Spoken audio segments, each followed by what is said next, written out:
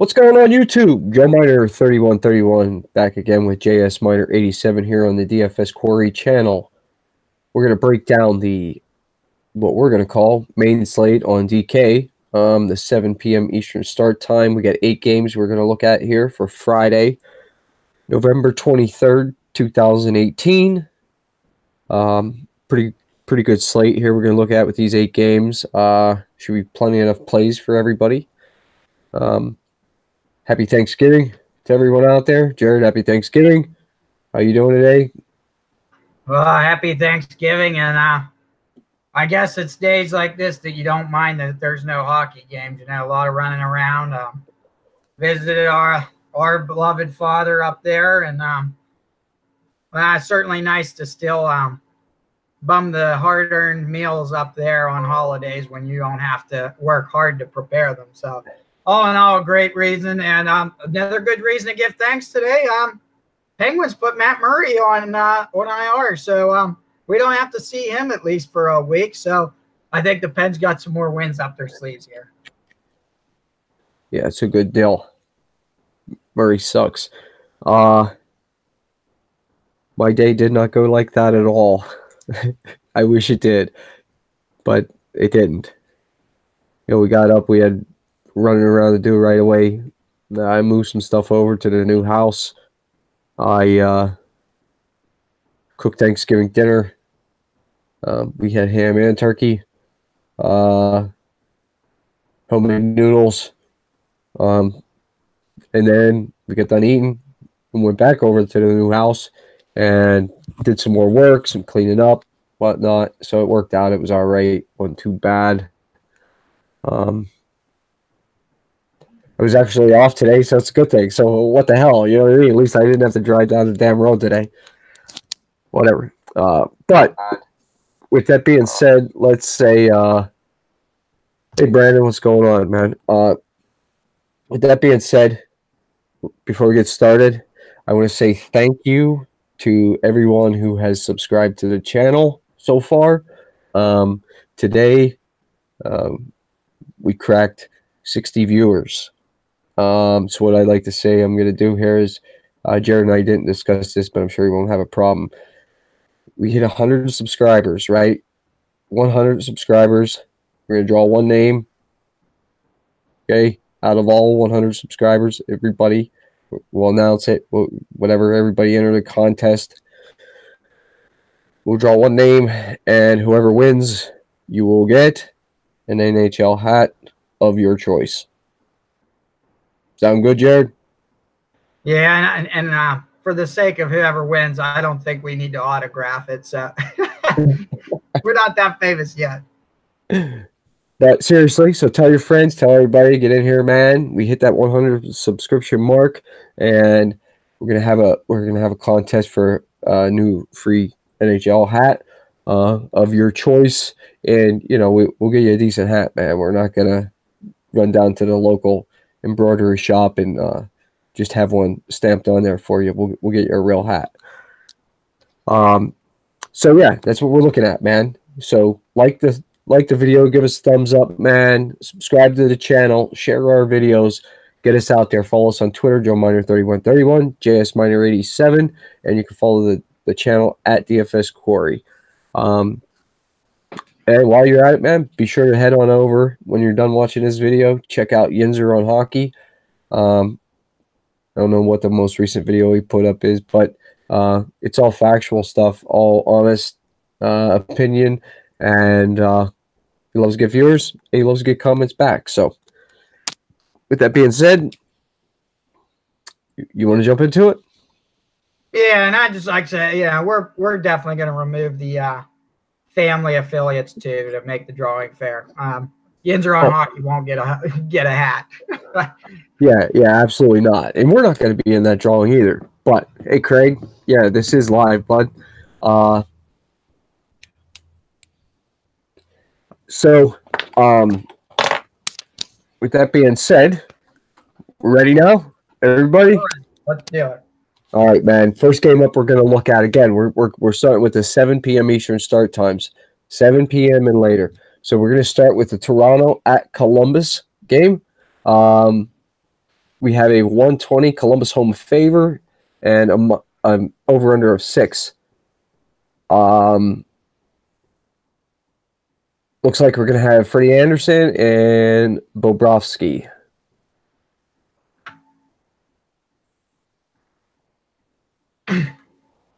All right, yeah, looks like that's what I got as well. And this is actually a repeat game. These two teams did play just last week. I think it was a couple games ago for Toronto, I believe, in which Toronto did pull away with a 4-2 win. So, well, almost a back-to-back series, you can call it. But personally, game scripting wise, I think that Toronto gets this is a back-to-back game. So I'm sorry. Yep. For Columbus, they did play on Monday, and now they play again today. So I like Columbus returning to home ice for the win here. And I'm really keen in doing a lot of reviews. I like the Dubois-Atkinson pairing on that first line. A lot of shots between the two guys. Look at this in the past 5 games. When you look at daily face-off here, it's where we do a lot of analyzing, at least for high-level stats that we are big on DraftKings here. But 43 shots between the two guys there in 5 games. Great production. You have 9 points with Dubois and 11 points with Atkinson. And the price is fair. I mean, Dubois at 5,600 on DraftKings for 9 points and 20 shots. I love that. And I'll take every bit of that. Don't look at any of the power play. When I looked at this, if you look, even on home ice, the Blue Jackets are the worst power play team on home ice. So I'm not looking there. I like just that pair. If you wanted to, this Jenner Foligno combo on the second line could be in play as well when you look at Toronto. On 5-on-5 hockey, Toronto does give up some goals. You look at 5-on-5, that first in the past 10 games here. Tavares, that first line for Toronto's given up 4 goals against. Kapanen, Marleau, Kadri, 3 goals. And then that third line also letting up 3 goals. So, yeah, Toronto does give up a lot of goals 5-on-5. That second line pairing might be in play as well. I don't want to dip down any further than that.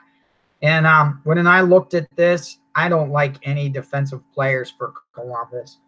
When I go over to Toronto, what piqued my interest first and foremost was to run like a combination with Hyman and Riley. That's a winger defenseman here. And let me see if the reason was on the road, Toronto's fifth best power play, going up against what is it, the Blue Jackets, where I just had them.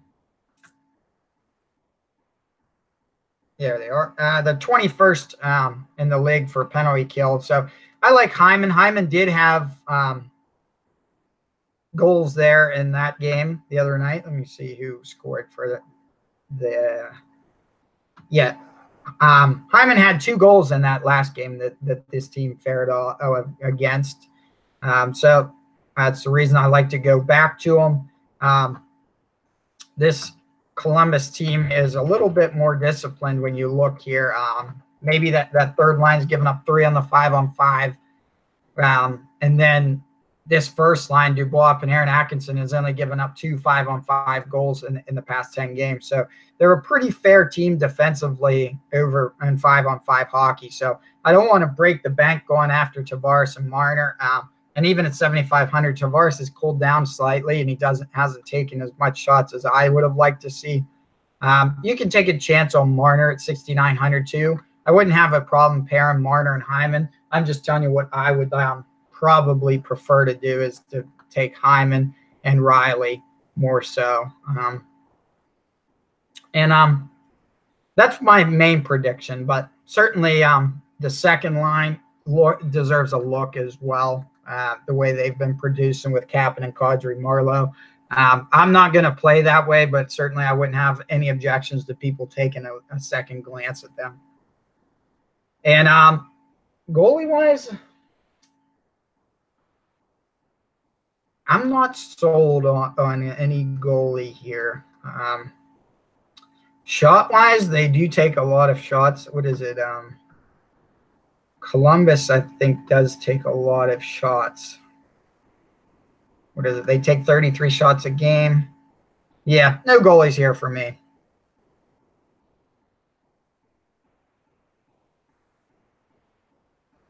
We're gonna throw you a curveball here, Jared. New viewer here in the live chat, Craig, wants us to jump up and talk about the Anaheim game. I think he said. Is it the Anaheim game? Craig, let me see here. Make sure I'm getting the right game. He wants us. Yeah. No, yeah. The Edmonton Anaheim game. So I'll finish this up quick with my picks. Then we'll bounce up there, give that a quick breakdown. Although just so you know, Craig, man, this is a total first look for me every single night. I don't really do much research. Jared does research on his end before we get started a little bit, and does a good job with that. I just don't have the time to do that before we get started, so mine is a total first look. And secondly, I know Jared did not research this game, so everything that you're going to hear us talk about is going to be first look basis, man. All right. But let me jump into Toronto and Columbus here. I don't want goalies here. I'll get started by saying that. I believe you said the same thing, Jared. Anderson, Bobrovsky, but both very good, very capable goalies. I just don't think it's tomorrow for these guys. When I look at Toronto, what I'm seeing here, top line of Hyman, Tavares, Marner. Obviously, you guys know from watching past videos, I was more of a pairing on this team, Tavares, Marner, and then off that second line, I like to go Marleau, Kadri. Marleau, Kadri is where I'm going to stay. But I think right now, the way Hyman's been playing, you can take a shot on him at 4,100. Man, he's got 2 goals in the last 5 games, and he's got 14 shots. So he's actually honestly, I mean, what you're looking at, he's becoming more involved in the offense the past 5 games here. So I like seeing that. You can run Kapanen at 4,800. He's, a lot better over the last 5. The second line, is holding its own up there right now. And Toronto is doing quite well with the absence of Matthews. So, I mean, this team's for real. They're a powerhouse, man. So them top 6 guys, the top 2 lines are 100% in play. I'm not going to go any lower than that, but if you wanted to, man, Josh Levo down here on the 4th line at 2,500. He's not getting much ice time, but over the past 5 games, he has a goal and 10 shots. So, I mean, that would be a GPP play for you, certainly. Morgan Riley's price is climbing again. Pretty certain. I thought he was a little cheaper than that, but 2 goals, 3 assists, 11 shots, 4 blocks, power play point. Obviously, I mean, he's a little expensive for me. It's not what I like to do defensively, 6,800. But if you're going to run that power play unit, play him. Man, look at Zaitsev, dude. Holy shit! Over the last 5 games, man, he's got 18 blocks for 2,700. So hell yeah, dude. Nikita Zaitsev at 2,700, write him down. Certainly, you could take a shot on him. Pretty much, he's got a great floor there with that anyway. And like I said, without looking at it or digging into the power plays to see what's going on there with them, I will be taking a look to try to play this top power play unit for Toronto. I think this game goes over the 6. So I think there's offense here to be found. Columbus, if it loads. Okay, yeah, Columbus, the bread man, Pierre-Luc Dubois, Cam Atkinson on that top line. Ooh, Cam Atkinson, buddy, 7K. Ooh, he's worth it, guys. You know what I mean? What can I say? Let's take a shot on these guys too. That top line looks great. Second line, Foligno, I guess. Jenner, maybe Anderson. For me, though, I'll be honest with you. I prefer the top line. I'd be all over the top line, not so much the second line. Duclair's still shooting 10 shots over the last 5 games, so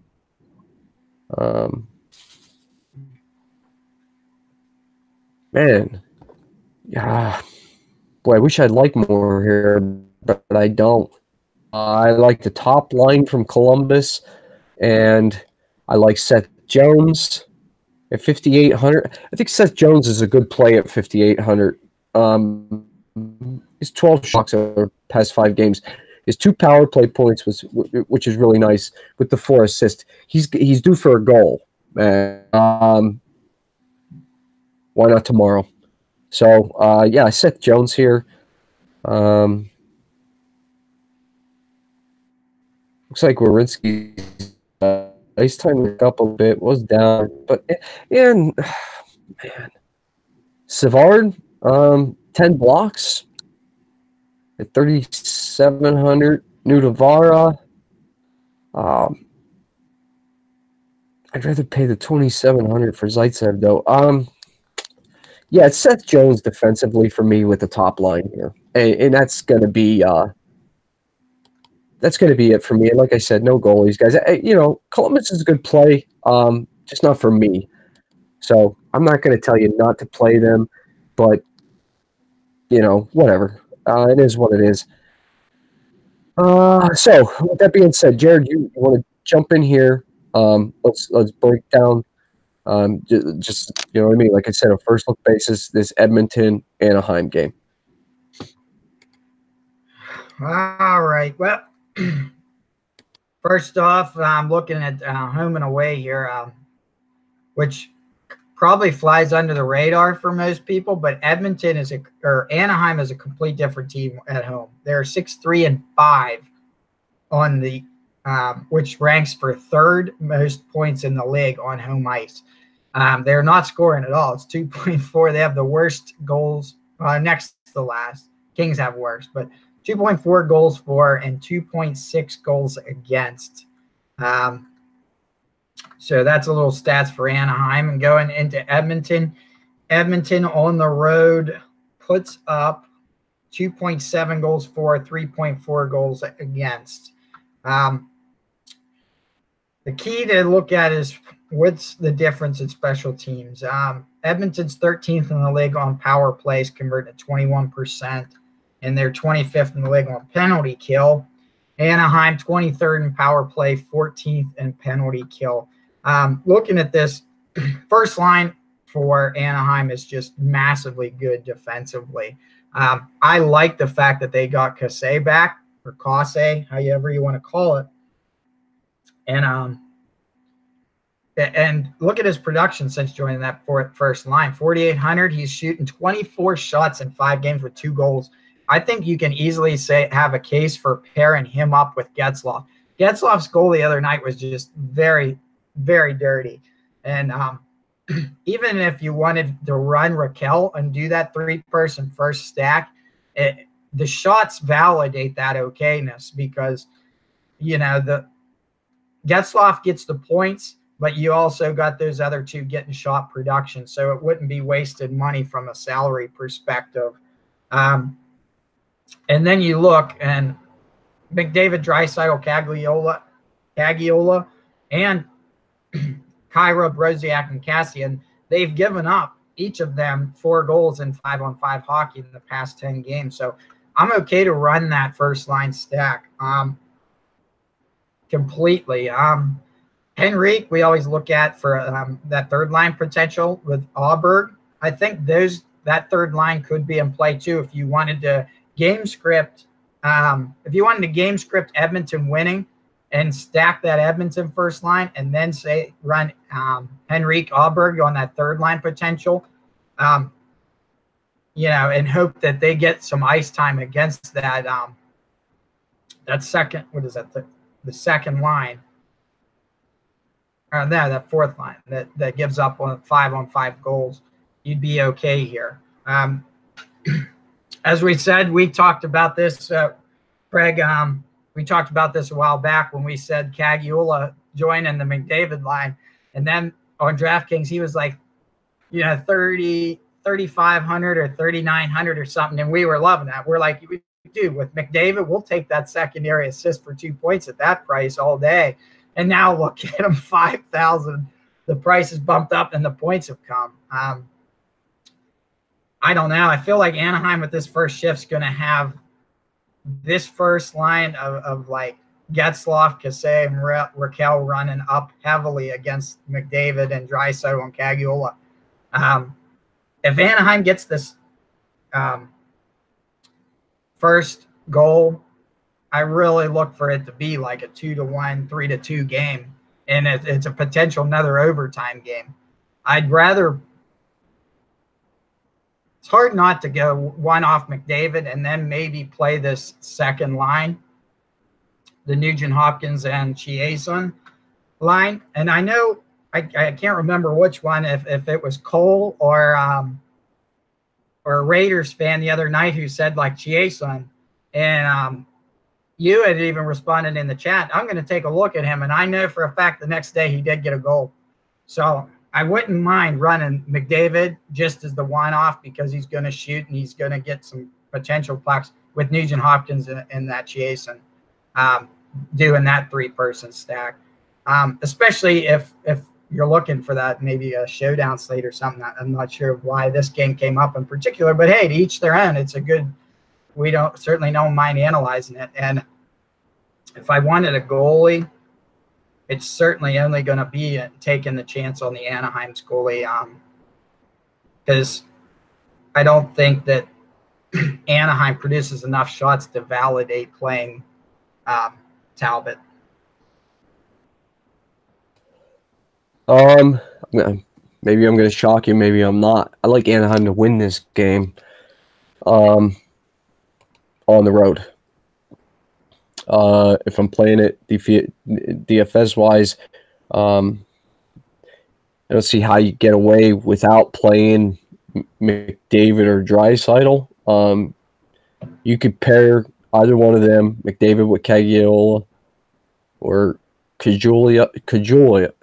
Man, I just heard this announcer the other day say this name. Now, whatever. We're going to call him Drake. That's how it is, Drake. So pair McDavid with Drake or Draisaitl with Drake. I think that's a fine option to do that. Chasen with Nugent Hopkins and Spooner. Spooner ain't done shit yet over here, but Nugent Hopkins and Chasen is fine. Tyrati, I like to play him once in a while, but I don't like that third line. And Lucic, man, that dude sucks. He sucks, man. So no. Clefbaum, play him once in a while. 5K is 12 shots over the last 5 games plus 9 blocks. So the floor is there for him. And it looks like he's due for a goal. So I wouldn't mind that. Adam Larson at 3,700 to me is a better play than Clefbaum. So my game style and build style would definitely take me to Larson over Clefbaum. I tend to pay down at defense. Most of the regular viewers know that, Craig.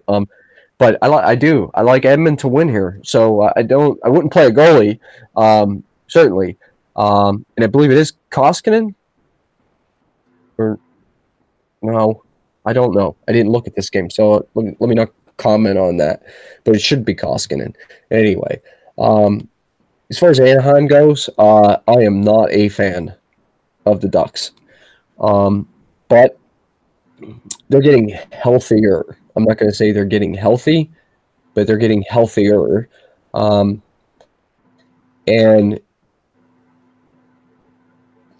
it's quick. Oh, yeah. Dude, first line starting center Getzlaf is 6K, sure. I play him. This Andre Case, man, holy shit, 24 shots in the last 5 games. Oh my, yeah. Raquel, 21 shots in the last 5 games. They're shooting, dude. So as long as your netminder in Edmonton doesn't give up 8, you'd be okay with that. I like Edmonton here. I do, guys. Kessler, 3,700 is a great price. Silverberg is a better play off that second line, though. I like the price on Kessler, though. Third line looks to be a little more productive than what the second line is, to be honest. Henrique and Auberg. I wonder how long they had. Jared, do you have any idea how long this third line's been paired up? No. Now I'm not sure. Yeah, especially since a lot of the injuries, they came off injuries. Yeah, it's Edmonton. It's still Edmonton for me, guys. Defensively, Brandon Montour, sure, 4,600. That's a great price, and he's all over the place, playing well, it looks. So, yeah, I wouldn't play a goalie from this game at all. I could see a game stack of this game, certainly. Stop back, Craig. I would definitely, right? I could see a game stack if this was on our slate, but whatever. So, whatever, we hooked him up, right? Without any kind of analysis, really, other than a first look. There you go, Craig. Hope you appreciate you back here again. Jared, you ready for the next game? Yes, sir. Let's get on it. All right, we got the Pittsburgh Penguins heading into Boston to take on the Boston, I almost said Celtics, Bruins. The Bruins are a -110 home favorite, and we have an over-under of 6 in this game. What are you looking at here, bud? For me, I'm going back to see what I have here. Let's start with the Penguins. For the Penguins analysis here, I got the Hornquist, Malkin, Letang combination here, and that's strictly that first power play. Best power play in the league on the road. So take that chance and a good price. You got Hornquist now. Hornquist getting time up there with Crosby now in that first line, which I have no problem against. And at 5,223 shots, I look for his shots to obviously take a little hit with the return of Crosby, but I don't think a lot. But he's been on a machine, and really he's been the voice of the locker room from everything you hear. The dude's got that tough guy attitude for sure, and he's a fun guy to watch. Letang's price has come down to 6,200, but he's still producing on the ice. I look for him to be involved in a power play goal tomorrow. And Malkin up again on that second line, back with Kessel. I love it. And especially, guys, I think Pearson had more points in one game than Hagelin had on that line all year. So I love that Pearson's joined the Penguins. I think he was a nice locker room change that was needed. And then you got that second line. DeBrusk, Nordstrom, Krejci has given up 3 5-on-5 goals, but mainly I think you're going to see the power play involved tomorrow. When I looked at Boston, really it's kind of sticking with the power play as well. The Penguins' penalty kill's been hit or miss throughout the year, and I just don't trust, first line, Krejci's just getting the hang of Pasternak, so I really don't, trust that they're going to have an easy mesh per se. Joachim Nordstrom, from everything we see, moved from that left wing to that center, and now Marchand's on the left side with DeBrusk. I don't know. I could see maybe running Marchand and DeBrusque. But my first instinct really was to play that first power play of DeBrusque, Pasternak, and Krug. And I really like that 4,900 price tag on Krug. Obviously, I think the whole team of the main DFS players of Boston has suffered without Bergeron, or already the Bergeron absence. And do I have interest in goalies? Certainly. I certainly have interest in they're projecting Rask from everything I've seen. And I would have interest in either one of these guys. Rask has played pretty well. He is 0-2 with a 1.95 in his past 5 with 0.938 save percentage. Great numbers. And I just like DeSmith more for the win. But I think he'll give up like 2 or 3 goals and maybe save about 25, 30 shots. So I think the 3 points are really going to be what values DeSmith, as opposed to Rask could lose the game and still face a lot of shots and score a decent amount.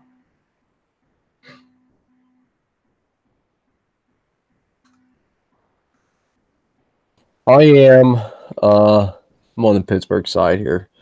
Pretty heavy too. Yeah, I know it's a homer play, whatever. I like Gensel, Crosby, Hornquist. Beautiful line. And hello, Tanner Pearson. Does it, I mean, what we're seeing right now, it looks like this was a great move for him anyway. So, I mean, second line, Pearson, Malkin, Kessel. I like that too, man. The price is already climbing on Pearson, so I'm going to try to get me a little bit of that before it gets up there too far. And this third line, Broussard, Austin Reese, I'll be looking at that a little more, I think. I probably won't play that third line at all tomorrow, but I think I will be watching to see what happens with that. Defensively, Letang, 6,200, be a fine play. Yeah, I think that's all I'd take, though, is just Letang. I think I'm going to want to play the power play unit here as much as possible from Pittsburgh. So, jump over to Boston. And, oh, man, such a shame for these cats.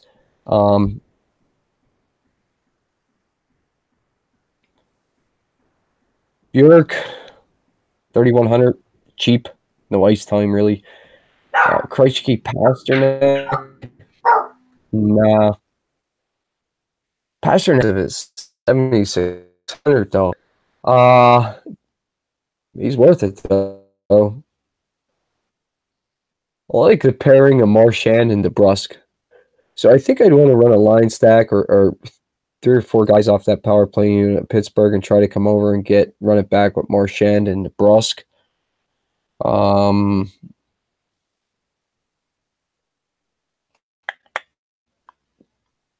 Pretty reasonable at 4,900. That's not a bad price. I don't know these other guys. This Clifton and Lausen. They're call-ups, yeah. Looks like. I don't know nothing about them guys. Definitely would have to research them guys out a little bit. Get some, but I don't think it's worth the time and effort, to be honest with you. I don't think you need to play a defenseman like that. I'm not telling you not to. I just don't think you need to. That's all. Backus is on that top power play unit at 2,600. Kind of nice, man. Marchand with DeBrusque, Torrey Krug, David Backus. That's not too bad, man. I like this for a game stack, but I also like Casey DeSmith a little bit, so it's really the Pittsburgh side for me. A one-off just to run it back with someone here from the Bruins, but So yeah, that's where I'm at. I like Pittsburgh. I like Pittsburgh to win this game. I like the Smith in the net, and I like the Pittsburgh top 6 for certain with Letang. Next game, we got the Florida heading into Carolina to take on the Carolina Hurricanes. The Canes are a minus 130 home favorite. We have an over-under of 6 in this game right here. And what do you like here, Jared? Let me close some tabs here. Let's see. First off, we'll game script here. I still like Carolina to win this game. Carolina, a much better team, seems on. Well, they're 6-4 and 2 on home ice. Penalty kill is special teams wise. Penalty kill is not very good for Carolina. 28th in the league. Florida 4th in the league in power plays, and they do get a lot of chances, 4 power plays per game on average. So certainly if you are scripting the Florida side, you are going to want to take a look at that power play combinations. But looking at this Florida team here, everyone knows the likely candidates here: Barkov, Dadonov, Mike Hoffman. Let's just pencil in Mike Hoffman for sure. The point streak continues, and at 6,700, you're guaranteed that 2-point assist or the 3.5 goal. So I'm on board with him. Let's see what else I wrote down. Hoffman for sure. I like Jonathan Huberdeau on that second line also, just because he gets that first power play minutes as well. And looking at, when you look at Carolina here, that first line, Teravainen, Aho, and Furlan, they do lack a little bit defensively, giving up 5 goals on 5-on-5 hockey. The other line that happens to give up a lot of goals in 5-on-5 is that third line, Martinuk, Wallmark, and Svechnikov. So you want to kind of see and say who would Florida put out against that third line to give you potential goals. And Vetrano on that third line could be that guy. He was on the second line for the longest time. Looks like the only shift they made was moving up Jukestad to that second line and bringing down Frank Vetrano to the third line. Me and Joe's been watching him pretty well because we were like waiting for the shots to come up. The shots came up and he went down. But have they completely removed him off the power play? No, they still got him running second power play minutes. So I wouldn't mind running Vetrano as well, just for that chance. So a little weird combination there, but that's where I would go with that.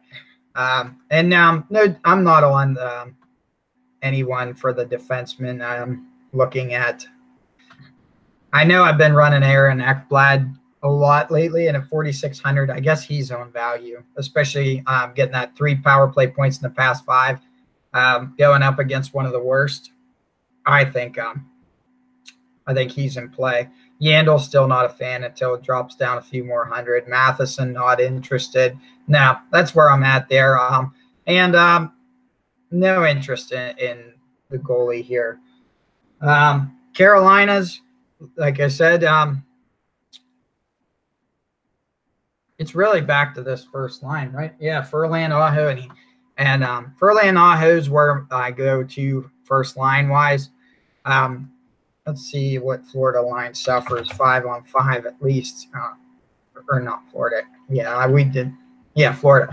All right, this Florida first line gives up 6. They've given up 6 in 5-on-5.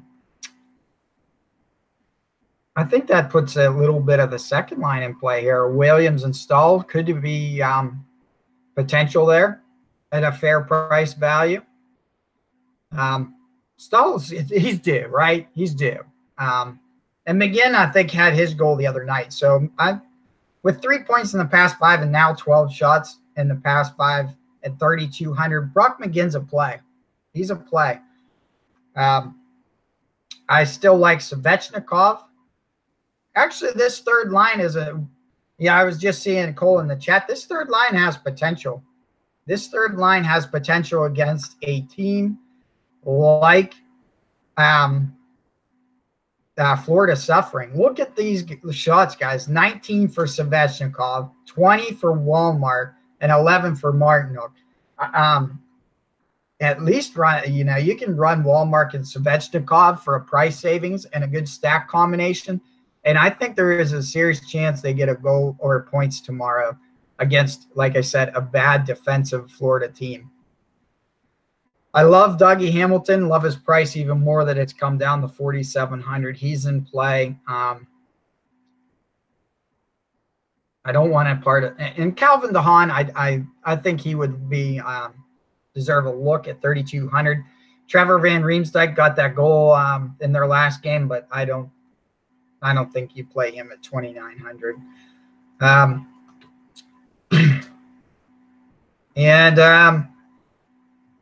Are they calling it? Says Darling, but I wonder if they might go back to McElhaney, who's having a pretty solid. If it was McElhaney, I would be on the McElhaney train. If it's Darling, no interest in Darling, and certainly no interest in Florida's goalies, because I think that this Carolina team puts up 4 or 5. And to answer Cole's question, at least in the chat there, yeah, I think the Avalanche for sure. Avalanche and Blue Jackets are probably my 2 high stacks that I like tomorrow.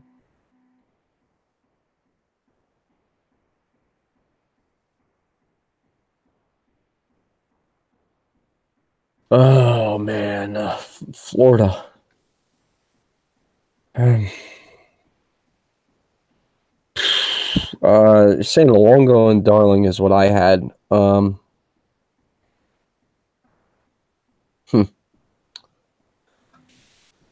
I really don't know how to read this game.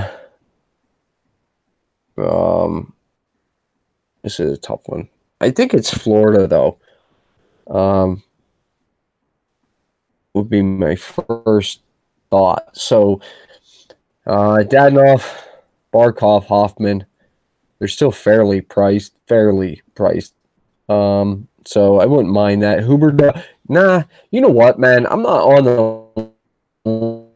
Listen, down. I don't know what to expect here. Off this second line at all. So I know I wouldn't play them, guys. I wouldn't play anyone from the. For me, for Florida, it's the top 3: Dadonov, Barkov, Hoffman. Honestly, that's the only thing I would play. Defensively, yeah, Ekblad is fine at 4,600. That would be fine. Keith Yandel, not quite as good as he once was. Once as he ever was, right? Anyway, Yandel's in play, I guess. That'd be it for me. I don't want Luongo or Darling. I'd rather play DeSmith. The Carolina side of it for me. Let me see here. Boy, I tell you what, that top line is not very good. But 4, 7, 8, let me take that back. They're playing pretty well, man. Wonder why they have. I guess they're just not as good as the other top lines around the league. Ferland, Aho, Teravainen, I'm okay with that. Jordan Stahl still hasn't scored yet. I thought he just scored. I could have scored the other day. He had a goal, right? Yeah, maybe one of those deflection ones or something. The other day they changed a couple that I seen, and I was like, "What?" Okay. Maybe I was listening to the game. Maybe it was that. Stahl and Williams, or no, it wasn't. It was. They thought it was Stahl. It was Williams on the deflection, the first goal of the game, right? Yeah. Williams had that first goal. Yeah. Okay. So yeah, Williams and Stahl, I like that. McGinn is a great price. I'd pay 3,200 for him too. So the top 6, certainly. And off that third line, if you need some cheap some cheap value. Walmart, Svechnikov are shooting a ton. 39 shots between the two of them in the past 5 games with a goal, 3 assists, a power play point, and 2 blocks between the two of them. So, yeah, that wouldn't be a bad pairing at all. If you only want one of them, Svechnikov it would be, certainly. Defensively, Dougie Hamilton, 4,700. You're getting the same exact kind of production out of DeHaan at 3,200 as you're getting out of Dougie Hamilton, $1,500 more at 4,700. Minus the 1 goal. That's it. I'd rather play DeHaan. I played Van Reen like the other day with that goal he had. So, yeah, I like that one. That's it for me, Carolina. Again, no goalie. No goalie. Really, for me, all of my attention for Carolina is the top 5, top 6. That's where it would be, certainly.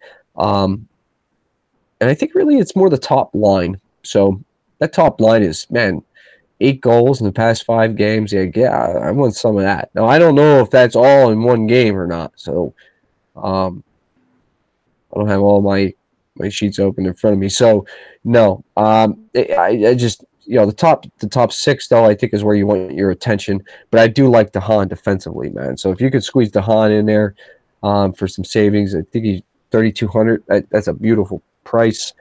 And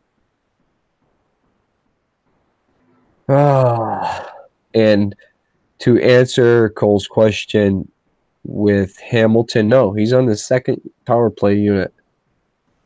Yep, ain't that something, dude? What the hell is that shit?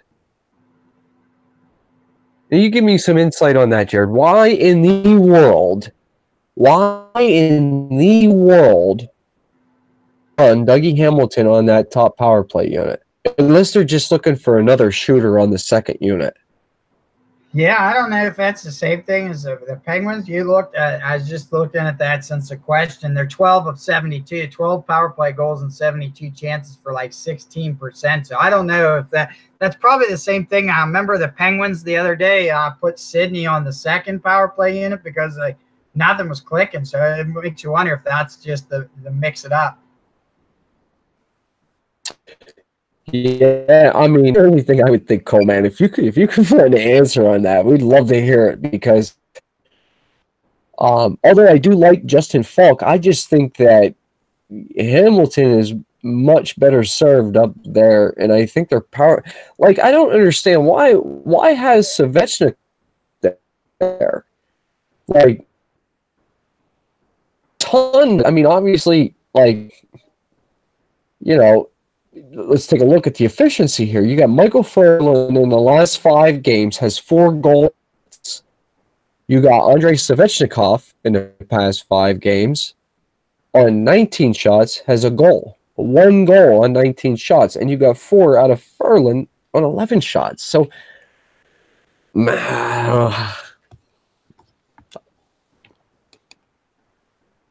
yeah. Wow.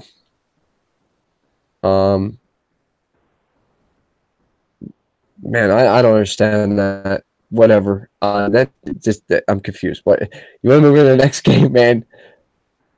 I never looked at that before. I don't play Dougie Hamilton a lot, so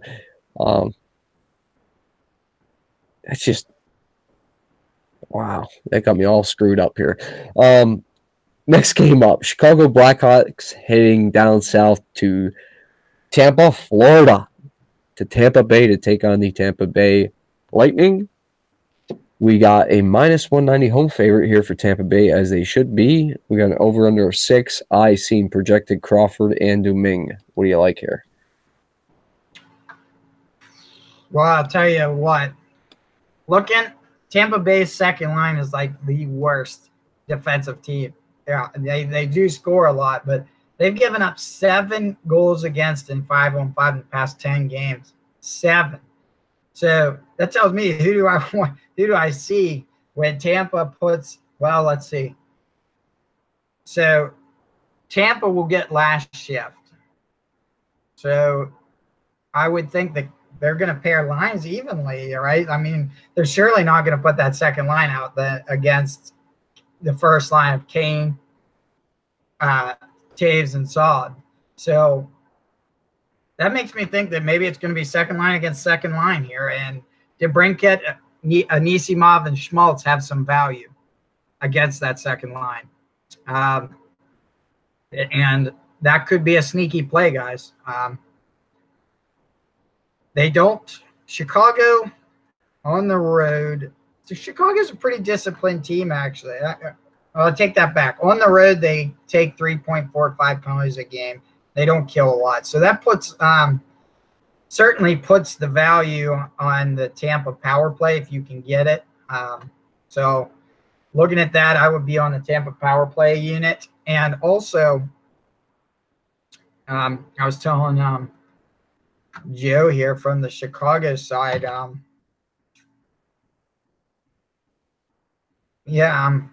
Chicago's a pretty solid defensive unit on the 5-on-5, but I see some value in this third line of Killorn, Cirelli, and Joseph as well.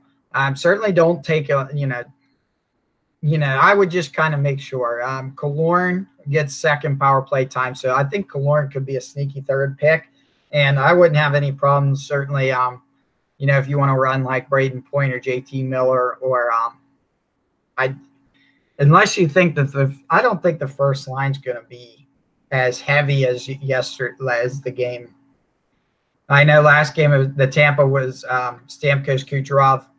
I think the value is going to be shifting back to that second line more so. So Point and JT Miller, great values, and I think they could be a good play. And like I said, Killorn as well, or just that straight third line. I see some potential there. Wouldn't have any problem taking Cirelli and Killorn.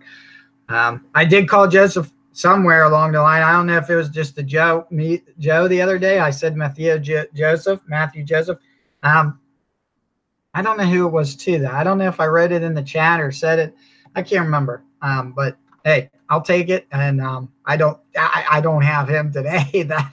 That's his quota for the week. So that's why I'm saying Cirelli or Killorn. But this fourth line, Ernie with 4 points also on that power play. I guess at 2,800. I guess if you wanted to do Killorn and Ernie on that second power play, that's a potential play too. And what a cost savings it would be. If you wanted, Killorn and Ernie would be a great cost savings if you wanted to run that huge Colorado stack and hope that you get some value out of these guys. Because you're going to need it. When we talk about Colorado with an 8,100 price tag of McKinnon, he costs a lot. So these guys would be a great price savings to throw into your lineup. Did we talk about – yeah, I'm on the second line of Chicago. Defensively speaking, for these guys, I wouldn't be opposed to Duncan Keith running at 24 minutes at a 3,900 price tag. He's a man that has been involved in many offensive scoring chances in his career. He isn't what he was. I get it. But at 3,900, he deserves a look. I don't think they're going to score that many against Tampa, though. So, and defensively for Tampa,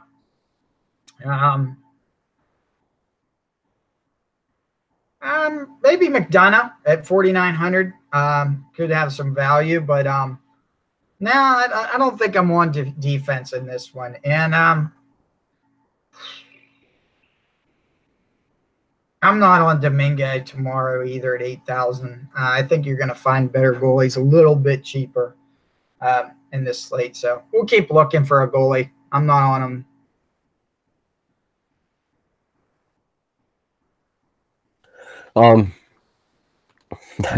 Let me be perfectly honest again.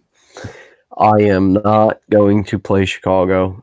Do I think you can? Yes, I do think you can play yourself some Chicago. Am I going to personally? No.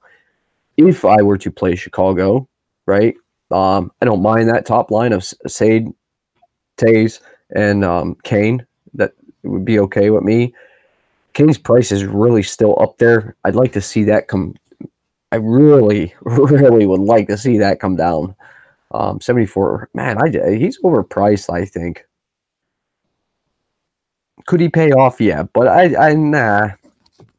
Not for me, man. I can't pay 7,400 for Patrick Kane. Can't do it. Anisimov,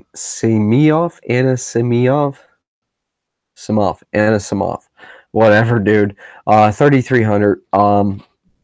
Schmaltz 3,800. Not really. Alex DeBrincat. Yeah, I would like them to. Arnhem and DeBrincat that's where I would be. I wouldn't go down to the third line for Chicago at all. Defensively, Seabrook, 5,300. I think you got to give him a look, man. 18 shots, a goal, 10 blocks over the past 5 games. So at 5,300, it's pretty fair value, man. Honestly. Gustafsson at 3,800, 14 shots and 6 blocks over the past 5. I take a look at him too, I guess. I'm just not... Man, okay, perfectly honest. It's all Tampa Bay for me here. I think they're going to smack the piss out of freaking Chicago.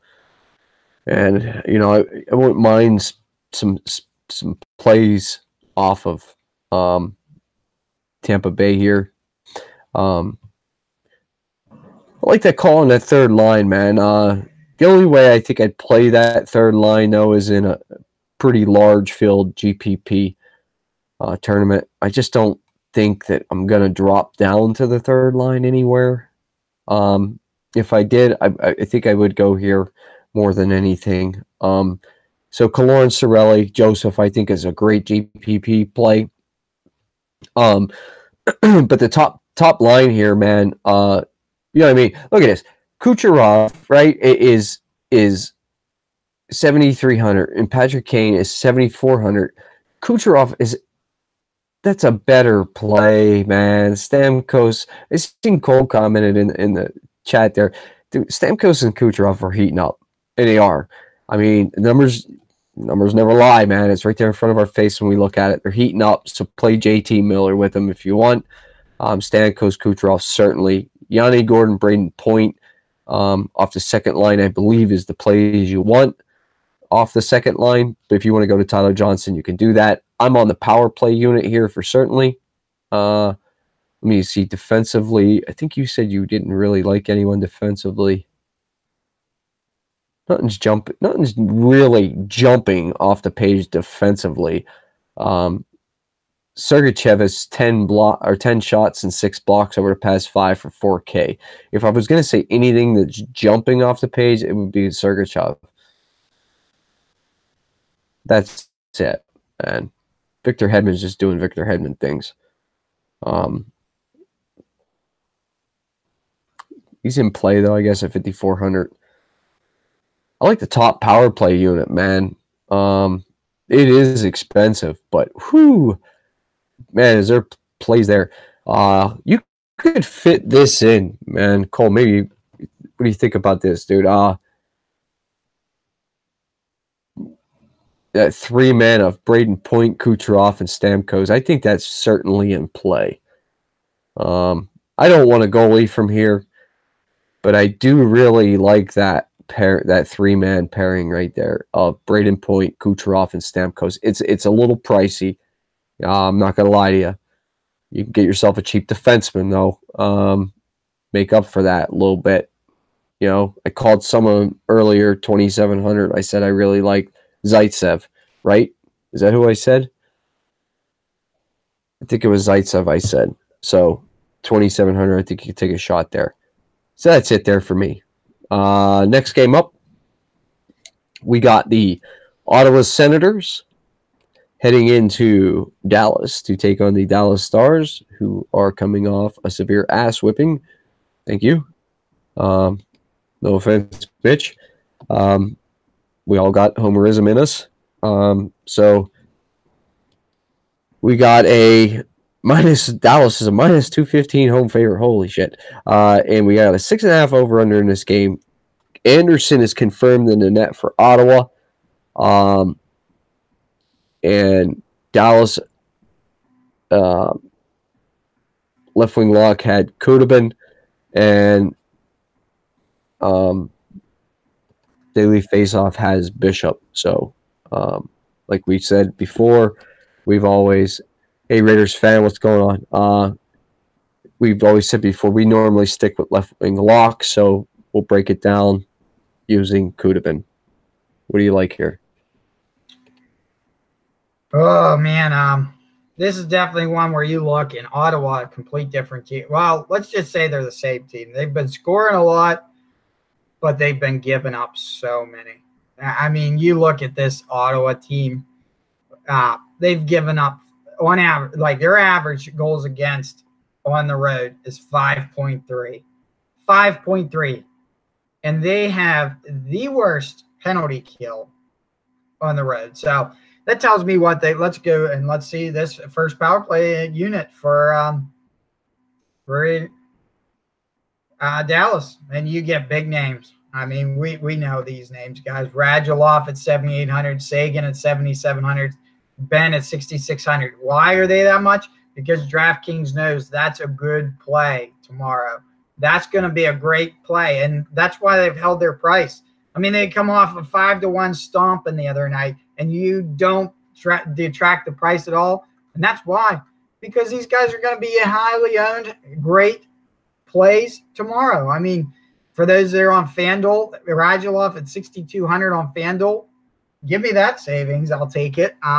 If you want to just, do a Sagan and a Spezza and a Lindell for a little price savings, I have no issues there. Do that. And you know what? I kind of want a little bit of exposure to the second power play unit here. And if I did that, I think I'd head towards Mira Heiskanen. I know Joe's talked about him, and they're certainly high on him. But all these guys are in great plays tomorrow.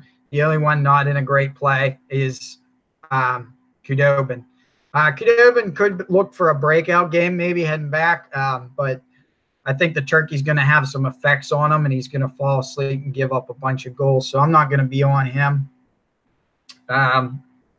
But I am on the Dallas side for scoring tomorrow.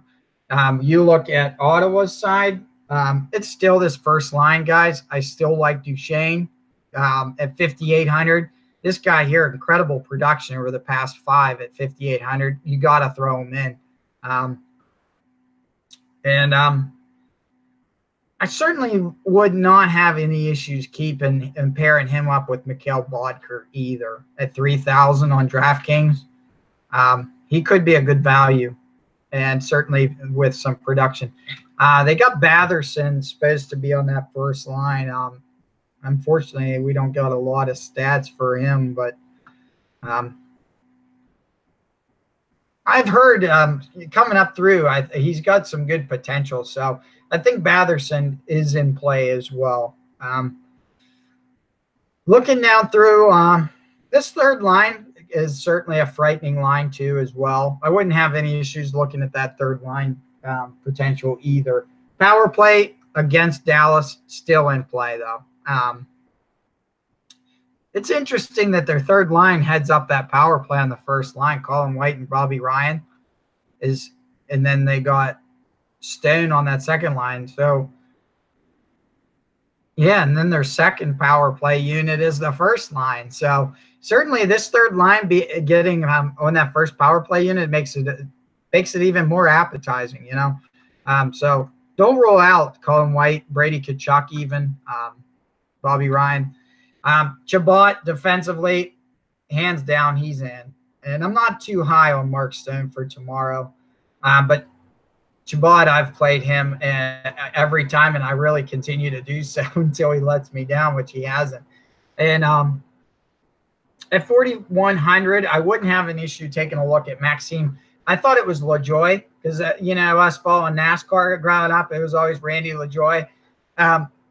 It's like pronounced LaJoie or something like crazy French type. But And then interesting note, guys, for those that do follow the Ottawa and Daily Faceoff, you'll see Chris Weidman.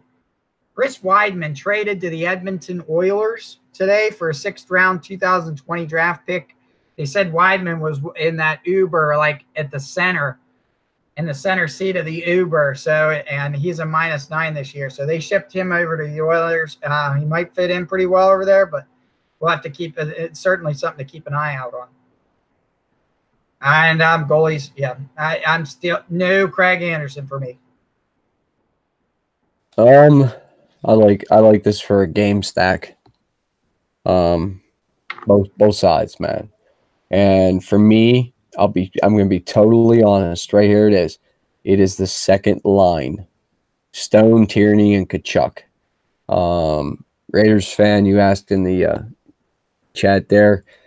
I know Jared disagrees with me, but Chabot for me at 6K, nah. I can't pay 6K, man. There's too many good forward plays on this slate to play him. So I would rather pay 4,300 and play Cody Ceci. So I mean that's where I'd be. And you said Weidman got traded? Yes, sir. Okay, so if Weidman got traded, Ceci might fill in on that second power play unit for Weidman. So if Ceci does that, it certainly makes him a lot more interesting to me. So this is going to be a high-scoring affair here, right?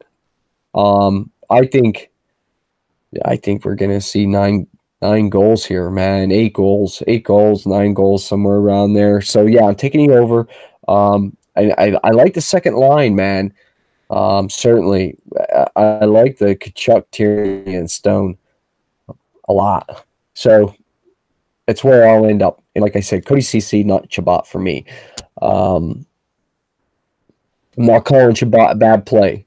It's just not the direction I would go. That's all. Let me clarify that. I think he's a great play. I just don't think he's a great play at 6K on this slate. Dallas side of it, yeah, buddy. Give it up. That top line is back together, man. They're going to stay together, I think. No more playing bullshit game. Holy shit, dude. Them prices are crazy.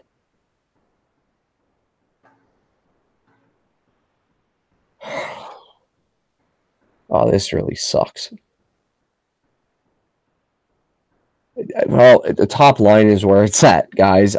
Man, does this suck. Both of those guys are almost 8K. 7,700 for Seguin. Radulov is 7,800. Jamie Benn is 6,600. You got to go with the pairings, I think. I think it's too much to stack that whole top line. It's too expensive. You're going to have to sacrifice too many other places. So if you want to play Dallas, you got to go with the pairing. If you want to game stack this, you're going to take 3 from Ottawa, take 2 from Dallas, and then try to get a defenseman or something to go with them. Heiskanen is a great play at 4,200 defensively. I'm not even looking at the second line of Dallas. I'm not looking at the third line of Dallas. And I sure as the hell ain't ever going to take a leaving glimpse at the fourth line of Dallas. It's all the top line. Yet that's where it is. It's where production is. It's where the goals come from. Everything about this team comes from the top line. Those 3 guys, Benn, Seguin, and Radulov. Lindell is up to 5,100, man. You know, before Klingberg went out, right? We were paying like 3K for Lindell, man. Seriously, it's crazy. We were getting same kind of production too. Maybe not the goals and the shots, but he was an excellent play at 3K. 51, no. Give me Heiskanen. And no goalies for me here. That's all I got there. Man, I can't believe how expensive Dallas is. Woo! That sucks. Man, does that suck. Nonetheless, you want to move into the next game? We got the Nashville Predators heading into St. Louis to take on the St. Louis Blues. This is a a home and home back-to-back, right? Well, other than Turkey Day in between. So these guys just played Wednesday, correct? That's right. Okay. So we're looking at Rene and Allen is what I seen projected. Again, that's on left wing lock, but I think that was a really old projection. We have Nashville is a minus 130 visiting favorite. We have a 5.5 over under in this game. And I believe when we were talking in the show early, before we started the show, you and I may be on different sides in this one. Well, me, I'm just I'm real hesitant about this. Overall, St. Louis, like, defensively hasn't been a very bad team. It's just they can't score on offense. But for St. Louis, I think it's easy. Stick with Tarasenko. If you wanted to pair him with O'Reilly for some shot production and a chance at that price tag, this is the lowest price you'll probably ever see these guys at $6,000, $5,900. That's your simple play. I wouldn't go anywhere else. Nah. I mean, Parayko at 3,800 is cheap, but I still won't see going that route. So, and no Jake Allen. Even though Jake Allen, 6,900, you know what? Jake Allen is a thought. Jake Allen's a thought. 1 and 3, I had to get that, but he does have a 1.53 and 0.946. And it is in St. Louis. So Jake Allen is in play for me. You go this Nashville side, although they won 4-1.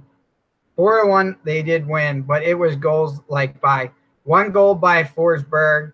I think it was 1 goal by Turris, 1 goal by Watson, and 1 goal by Frederick Gaudreau on this fourth line. So it was like first, second, third, and fourth, unfortunately. So it wasn't a lot of high compound shots. So Forsberg at 6,700, he's still an option.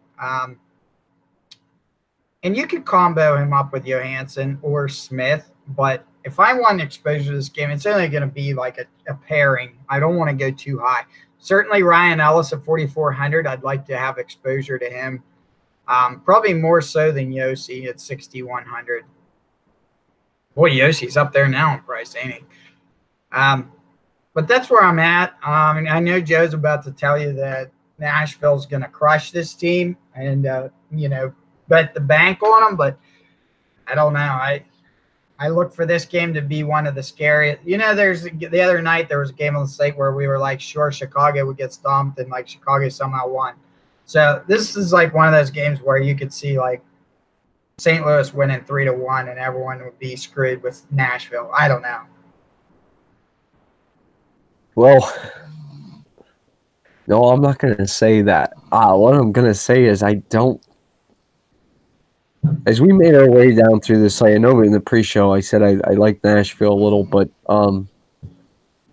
as we made our way down through this slate, I think I'm writing the whole game off. I mean, obviously, okay, I'll just jump into it real quick. I'll talk about them. I can't see me playing this game at all, though. So, obviously, here we go, real quick. If you want to play Nashville, it's your big guys. Give me Forsberg, Johansson. I could see shot on Craig Smith. I hit John Kruk the other night. I'll take that, and I'm running. Cal Turris, maybe okay, 4,200, fair price.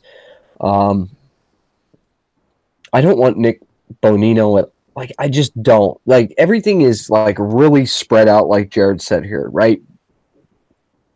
Even when you look at it, the lines are all spread out the way they're scoring. Okay, goal breakdowns. Realistically, the only play here that jumps off the page for me is Forsberg, man. So I just, no. Yossi is a better play at 6,100 than Shabbat is at 6K. And he's also a better play than Letang is. So Yossi is a better play, period. But if you look at Ryan Ellis right next to him, though, at 4,400, beautiful play. Not better, beautiful. Ryan Ellis is my play, not Yossi. So, other side, real quick, St. Louis, Jared, total 100% agreement with you. For me, you know who I'm going to say already, because anytime I ever talk about this team, it's those two guys. Ryan O'Reilly, Vlad Tarasenko, man. I think if you want to play them guys, you play them two guys. You want to play somebody else from here, take a look at Braden Shen, man. 4,400 centering up the second line. Take a look at him. That would be fine with me, too. And that's it. That's it. Ryan O'Reilly, Tarasenko, Braden Shen. That's the only forwards I would play. The defense isn't even that great. Pietrangelo at 5,200 is an okay play. That's all right, I guess. I don't think so with Parayko, though. I'll agree with you there, certainly. Yeah, that's it, man. Like, it's just, and I hate to say it, man. I kind of think that both goalies here are in play. So I'm going to break the rule, the DFS Quarry rule. I'm going to try to only do it one time this year. I got some interest in Jake Allen. Oops. What can I say? But not so much interest in the whole game. My interest is strictly goalies here. So don't get me wrong. You can play these guys. I'm never going to talk you off of that. This is hockey, tons of variance. But for me, I don't think that this game is where the smart plays come from. You want to play a goalie? I have no problem with that. Next game on the slate, we have the Colorado Avalanche, who I do have interest in, heavy interest, heading into Arizona to take on the Arizona Coyotes. The Coyotes, however, are a minus 115 home favorite. We have an over-under of 6 in this game. Looks like we're going to have Semyon Varlamov taking on Darcy Kemper. What do you got going here? Well, the dud game goes into the good game here, and it's all Colorado for me here. And it's specifically that first power play unit, guys. First line power play. It's Landeskog, it's Rantanen, it's McKinnon. These guys are pricey, so you're going to need to look back to our kind of like value lines we were talking about earlier. This Sven Andrighetto, look at this, 3,500. He's on that first power play unit. I got some interest in him. Even if I wanted to pair and then take him, maybe he gets an assist or something. I got an interest there. Like I said, I'd probably maybe do like McKinnon and Landeskog for the shots and the points there a little bit. And check that. I'm still on Rantanen. He's got 10 points in 5 games. Hard to ignore that. Yeah, give me McKinnon, Rantanen, and I would be okay to do a 3-pair with that Andrighetto, specifically because I think the power play is going to be instrumental tomorrow. Tyson Barrie at 5,100, certainly in play. The guy's been very productive, certainly even on that power play. That's where I'm at on that one. I don't want to dive too much other than that. Varlamov certainly in play. Look at this, 3-0 in his past 5. He's 2.33 with a .919. He's in play. And this Colorado team, guys, by the way, is on fire. Looking here, I got slight interest in Galchenyuk. It is a one-off play. If I were to play him, it'd be a one-off play. Another play I could see is to run the third-line pairing with Brad Richardson and Vince Hinostroza. It'd be a strictly GPP play and a chance play. But if I do see Arizona scoring tomorrow, I think one of those 3 guys will be a part of it. No Darcy Kemper for me. I see Colorado maybe putting up another 5, 6, 7 goal night again tomorrow against. I know Arizona normally doesn't give up that, but I think tomorrow they could see that. Yeah, it's all Colorado for me. This won't take long. It's the power play units, right? I mean, that's where we got to go. So I am looking at Landeskog, Andrighetto, Rantanen, McKinnon, Tyson Berry. I really like 3 of those guys. Do you know what I like here? I like the pairing, I think, more than anything. I like the McKinnon, Andrighetto, Rantanen pairing, but I think if you do that, if you play McKinnon, that $300 price difference between Landeskog and Rantanen could make it the difference. I hate to say that, but it really could make the difference. So don't shy away from Landeskog, Andrighetto, and McKinnon. I won't mind that at all. Tyson Berry is in play too, defensively. Certainly. That's where I'm at with that, I think, for the most part. I agree with you, too, with Varlamov, man. I had already had him circled here. I'll keep him circled. I like him a lot, man. So it's Andrighetto for me, and it is Landeskog, McKinnon, and Rantanen.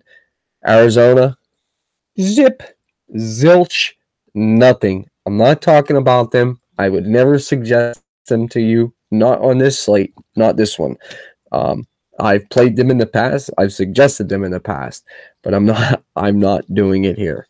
No way. I don't understand the minus 115. I understand they're at home, but that's just retarded in my eyes. It's stupid. Like, it's sheer stupidity, and I don't get it. Like, it's Colorado.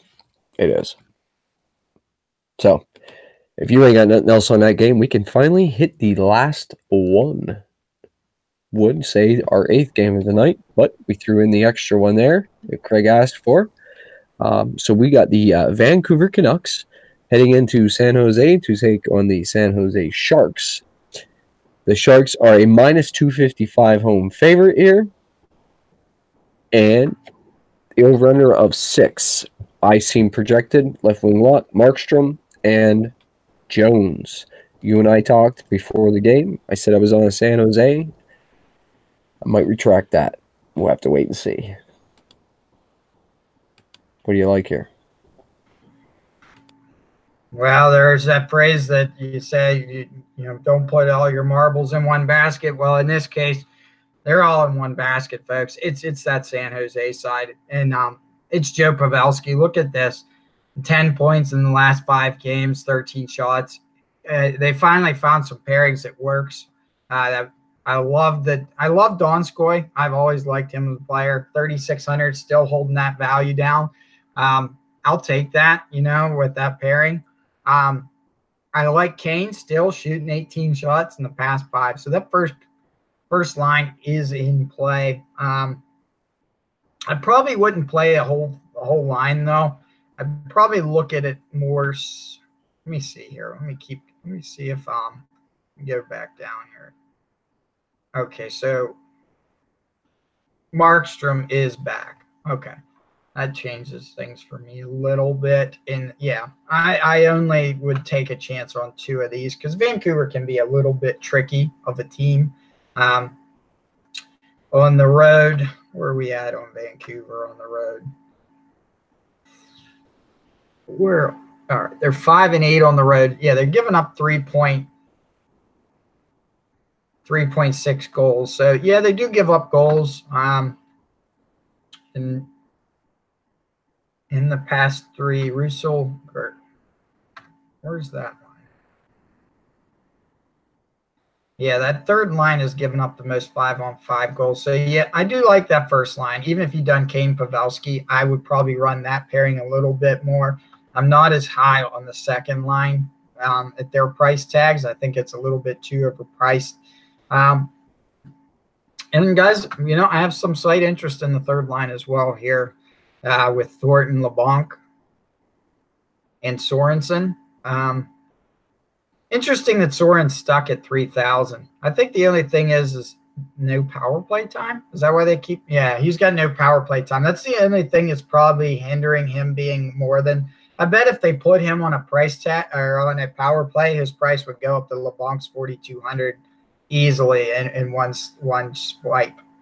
And quite frankly, I would like him more on that power play than LeBlanc. But yeah, I wouldn't have a problem running LeBlanc either, especially being on that first power play. So if you even wanted to do look at, if you're a power play type fanatic, you could do Pavelski, Kane, and LeBlanc, and I wouldn't have an issue with that. Yes, I do have interest in Martin Jones. 8,300 price tag. The interest kind of goes away in Martin Jones. So, yeah, he's the heaviest favorite on the slate, and yes, he's probably going to get the win, but I think he's going to be out of a lot of people's price tags. Yeah, Raiders fan, I'm just saying hot in the terms of goals production. I know they've been on that kind of like hot in the beginning and that kind of cooled off in the middle, but goal production has certainly been up from Colorado. For me in this game, because I don't trust Martin Jones, I don't want Markstrom, either goalie. No way. I wouldn't mind a shot on the pairing of Tyler Mott and Bo Horvat, or just a one-off of Tyler Mott. And the reason I say that is because he's only 2,800. He's with Horvat, right? And I think with the price of some of these teams here and some of these forwards, we're going to want to play a lot of these expensive forwards, right? Tyler Mott at 2,800, don't rule him out. Not a first-line left winger with Bo Horvat. You can't. You got to keep him in play, certainly. If you want to drop down to the second line, look at this. Pedersen, 5,700. Goldman, 4,200. I wouldn't mind a shot on that pairing right there. That's a pretty cheap pairing for that kind of production. Combined, they have 4 goals, 3 assists, 21 shots, 4 blocks, and 5 power play points in the last 5 games between Pedersen and Goldman. I think you got to take a shot there. Okay. And that's it. If you need a cheap defenseman, 2,900, Tanev blocks a lot of shots. Maybe there, but nah, I don't think you need to do any of that. I think there's better play. The Sharks side of this, I like the Sharks to win this game too. Obviously, they could get upset. It's hockey. That's why they play the game, win even night. Sharks.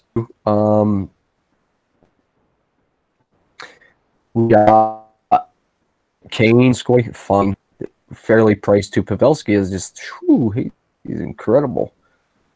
Yeah, way up. Kane's production is way up. Remember, they were bouncing these lines around so much. Maybe they're finally settling out there, man.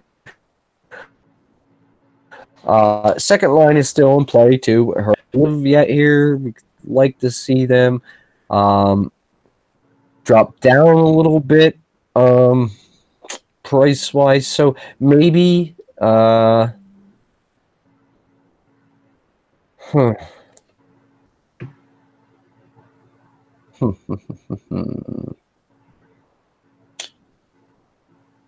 top 6 are in play. The top 2 lines are in play. I just don't like, honestly, like if we're sitting back and we're really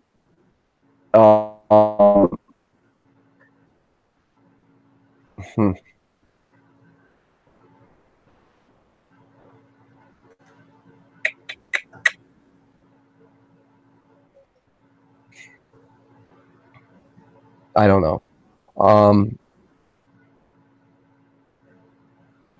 Do we nurse here? I mean, honestly, a slate. I don't think that we need to play third liners on the whole slate.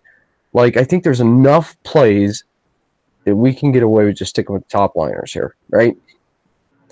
Just my opinion. So that's where I'm at. Defensively, Brent Burns, Carlson finally got his goal.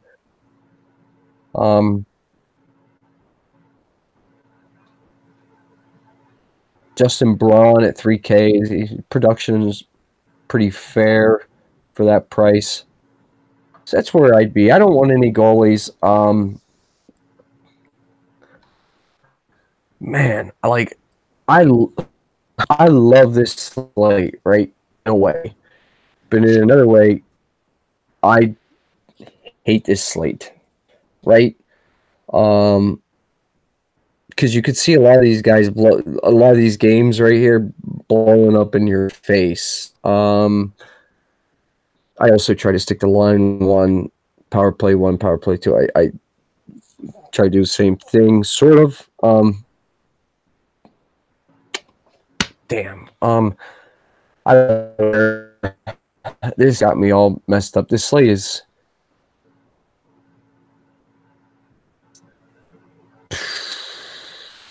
I don't know. What do you think, man? This slate's a little weird.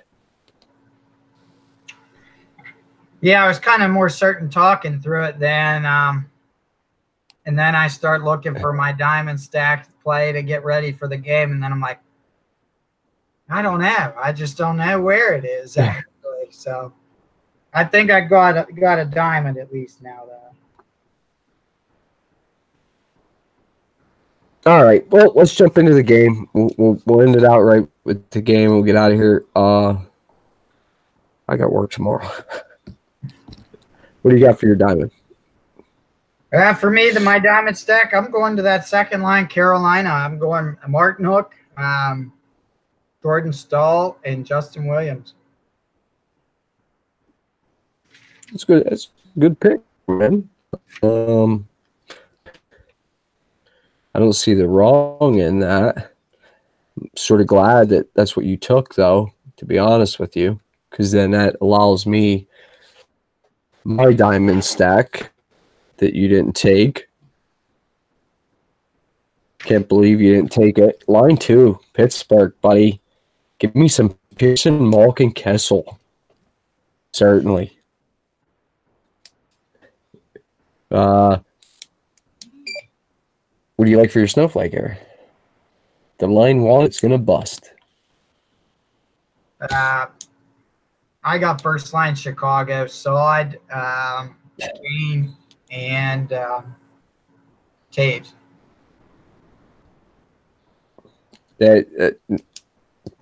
Certainly. But since you took that first line Chicago and sort of copped out, right? I cop out and line 1 is my snowflake stack, Keller, Steppen, and Fisher.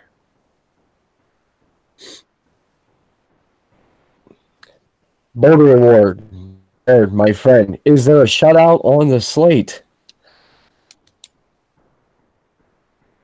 Yeah, you're right. A little bit of homerism. You're right. Yeah, there's a shutout here, and I'm looking. The more I look here, man, I hate that I don't know if it's McElhaney starting. If it was McElhaney, I'd take him. But you know what? I know we were talking about who was there? You were saying Raiders fan the other night took the Peterson and didn't play him. I think that Cal Peterson, and he hit on him but didn't play him. This is going to be me tomorrow. Martin Jones against Vancouver with the shutout, but since he's 8,300, I won't be playing him either.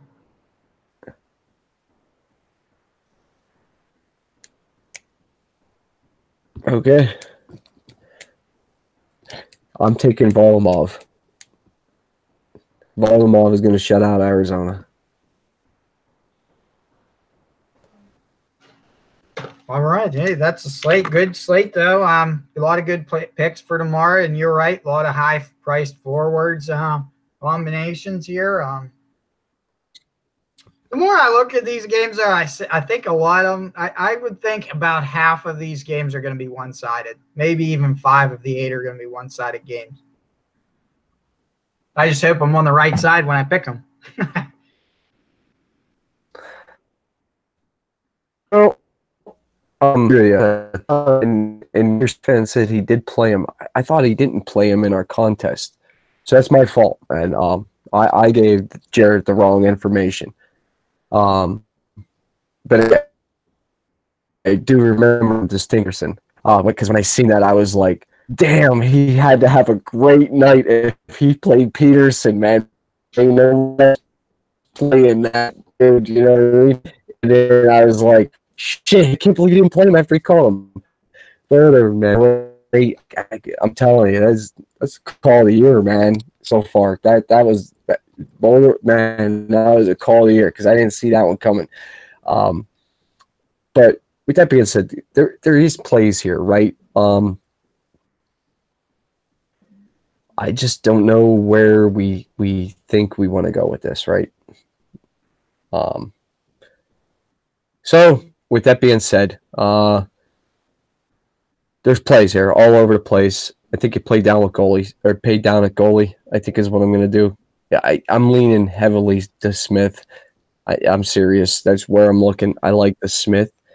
And the only other guys they didn't cross was Rene and Allen, Varlamov. So those are my 4 goalies: the Smith, Rene, Allen, Varlamov. So I can't agree with the Jones call there, man. I think Vancouver, they're 8 in a row they may have lost or some shit like that. So whatever. But with that being said, everybody who was in the live chat tonight, awesome job you guys did. It was a great time.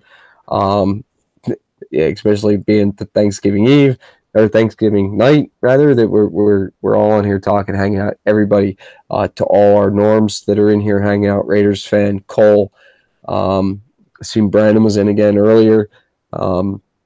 Had a new guy stop in, Craig. A little different question he asked us to pick, a line stack there.